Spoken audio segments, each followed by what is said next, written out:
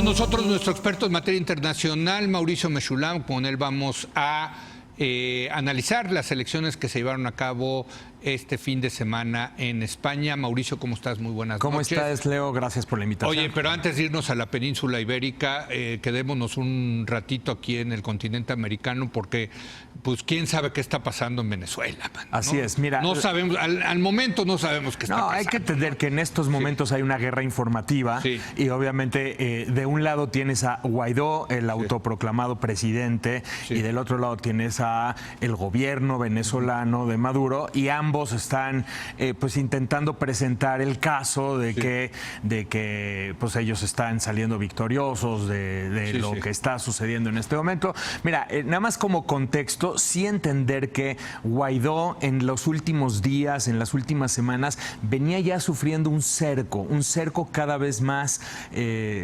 cercano, perdón por la redundancia, por parte del gobierno, con el propósito de eventualmente quizás terminar aprendiéndolo. Entonces, claramente necesitaba dar un paso, necesitaba tomar cualquier clase de medida para asegurar que su movimiento va a resistir, porque de lo contrario esto parecía ya empezarse a apagar, ¿eh? Pues es que otra vez, la verdad, es muy eficaces estos de Maduro para ir apagando las cosas poquito a poco, ¿no? Tienes que entender que hay dos respaldos en Maduro. En Maduro tienes el respaldo, por supuesto, de la cúpula militar, de las Fuerzas Armadas, que hasta el momento lo habían mantenido en su poder. Y tienes el respaldo internacional de ciertos países, a diferencia obviamente de Guaidó, de ciertos países como Rusia, Cuba, que le ayudan a mantenerse en el sitio en el que está. Y del otro lado, pues sí, está Estados Unidos, está todo el Grupo de Lima, menos México, y tienes todo este respaldo internacional que termina siendo finalmente un respaldo diplomático, declaraciones, manifestaciones de apoyo, pero en la realidad, ¿quién tiene el poder en Venezuela? Pues obviamente hasta el momento lo había mantenido el ejército que respalda al presidente Maduro. Entonces, pues quién sabe qué vaya a pasar, la verdad está de pronóstico hay que monitorear qué sucede exactamente con el ejército. Ese es, yo creo, que el tema central. Y en todo caso también con el respaldo internacional de fuerzas que están en Venezuela, de parte de Cuba y de parte de Rusia, apoyando a Maduro. Es lo que hay que monitorear. Pero bueno, pues le vamos a tener que seguir dando seguimiento, desde luego, pero hubo elecciones en España, muy interesantes en España, la verdad. Gana la izquierda, gana el Partido Socialista Obrero Español, indudablemente. Pedro Sánchez se levanta con la victoria. Así es. No alcanza el número de curules necesarios para formar gobierno. Lo que ya se esperaba.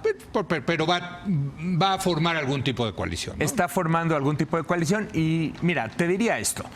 En España esto está siendo leído, o sea, vale mucho leer, vale la pena leer la prensa española. Está siendo leído como una especie de alivio, como una especie de finalmente pues esto arroja determinada claridad. Pedro Sánchez va a terminar formando una coalición. No hay ninguna sorpresa de estas de las que posiblemente podíamos esperar, como un voto extraordinario por parte de la extrema derecha, el partido Vox. Y así está siendo leído como, bueno, finalmente no hay tanta sorpresa y está bien, porque esto va a dar a España cierta estabilidad.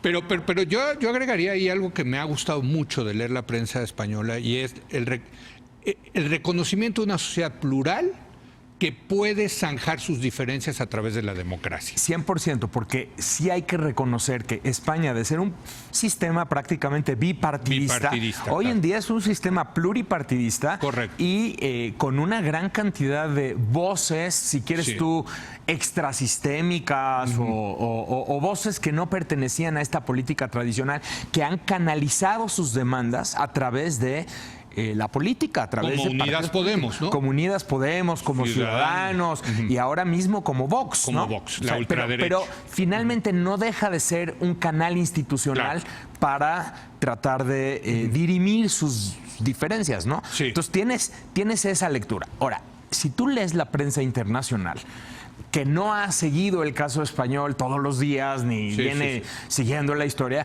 sí te dicen y sí resaltan, a ver, nada más hay un detalle, efectivamente Vox partido de extrema derecha, un partido nacionalista, anti-inmigrante, anti-europeísta. Ese partido efectivamente no logra 42 curules, 45 curules, como muchos llegaron a decir, híjole, sería una debacle. Logra 24, es cierto, pero sí es la primera ocasión que un partido de extrema derecha tiene presencia en el Congreso español. Pero yo ahí te diría, la verdad, la extrema derecha en España siempre ha existido, Mauricio. Lo que pasa es que quizá antes estaba dentro del Partido Popular. Es que esa es la nota. Aquí la nota es que el Partido Popular tuvo que hacerse más a la derecha. Esto es interesante. Y esto dejó un espacio a Ciudadanos, que es la derecha centro, más moderna. La derecha más moderada, recoge el centro y deja un espacio a la extrema derecha. Correcto. Entonces, al final, el voto de la derecha se pulveriza. Tienes razón, pero esto que era finalmente aglutinado por el Partido Popular, termina siendo fraccionado, ¿no? Así es. Y salen los trogloditas de la extrema derecha, que yo, conociendo la historia de España, pues siempre han estado ahí. Siempre han estado, pero el hecho de que tengan un partido, un 10% de la votación, sí es una nota. O sea, finalmente termina siendo una nota, porque además España era el país de Europa que no tenía representación de la extrema derecha en su Congreso. Entonces, y si tú lo ves, el tono que adquirió la campaña en los últimos meses, sí de pronto eran temas que pusieron a muchos dentro de España a temblar de que, oye, no habrá de pronto un voto oculto y que de pronto esa extrema derecha resurja con mayor poder de lo que hemos visto. Y bueno, finalmente no lo hubo. Yo creo que esa es una buenísima, una muy buena noticia.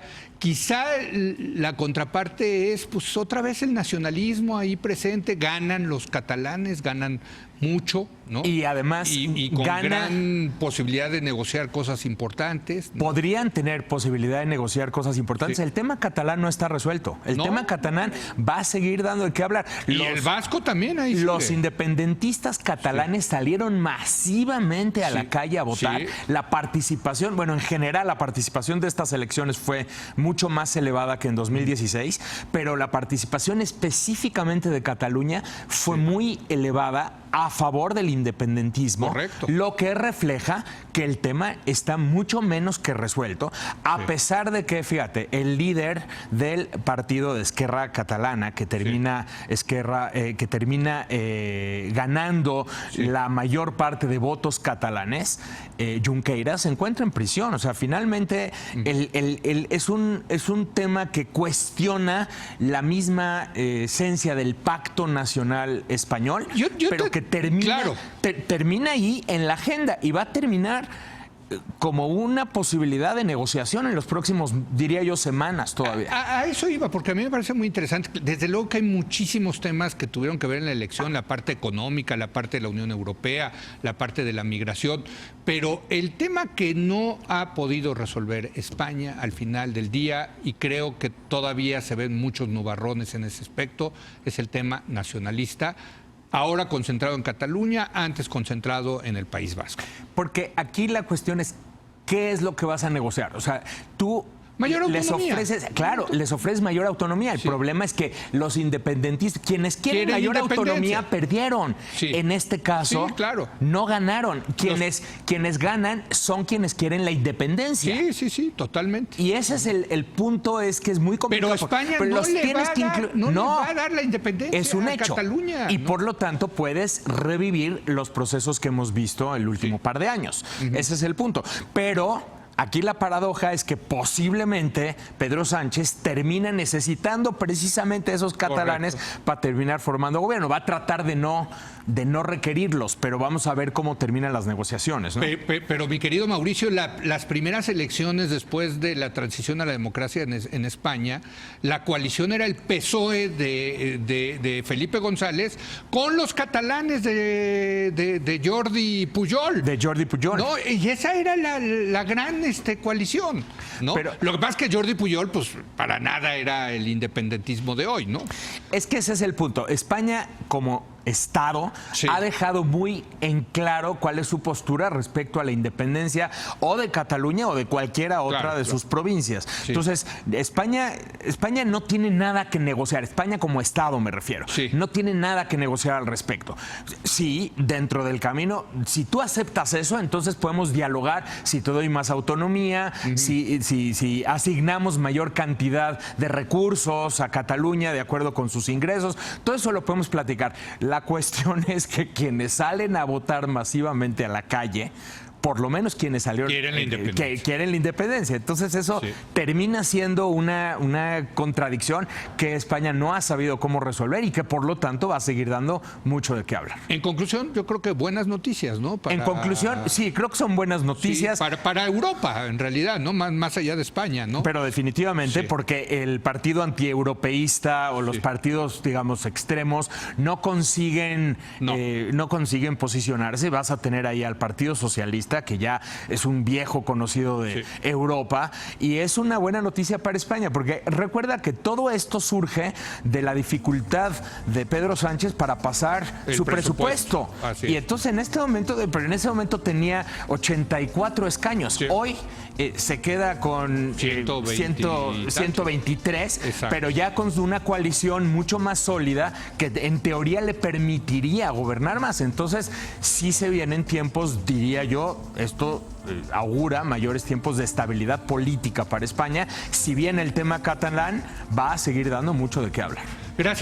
Muchísimas gracias, querido Mauricio, y seguiremos desde luego monitoreando lo que está ocurriendo en Caracas, en Venezuela. En realidad, le seguiremos dando cobertura aquí en Es la Hora de Opinar. Por lo pronto, yo le agradezco que nos haya acompañado y lo espero mañana en punto de las 10 de la noche.